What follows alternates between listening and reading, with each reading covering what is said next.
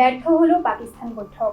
Iran Israel যুদ্ধে নতুন মোড়। মধ্যপ্রাচ্যের আকাশ থেকে এখনো বারুদের গন্ধ সরেনি। দীর্ঘ 15 ঘন্টার ম্যারাথন আলোচনার পরও কোনো চুক্তিতে পৌঁছাতে ব্যর্থ হয়েছে ইরান ও যুক্তরাষ্ট্র।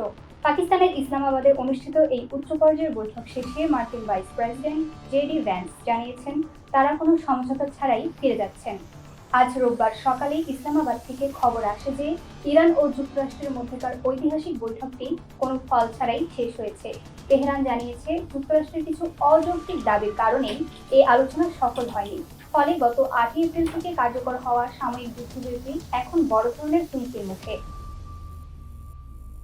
অন্যদিকে ইসরায়েলি প্রধানমন্ত্রী বেনিয়ামিন নেতানিয়াহু এক বিবৃতিতে দাবি করেছেন তাদের সামরিক অভিযানে ইরানের পারমাণবিক ও ক্ষেপণাস্ত্র কর্মসূচি প্রায় ধ্বংস হয়ে গেছে। তিনি আরও বলেন, ইরান এখন অস্তিত্ব সংকটে ভুগছে। তার এই মন্তব্য মধ্যপ্রাচ্যের দেশগুলোর মধ্যে নতুন করে উত্তেজনা ছড়িয়ে দিয়েছে। তুরস্কের পররাষ্ট্র মন্ত্রণালয় নেতানিয়াহুর কড়া সমালোচনা করেছে।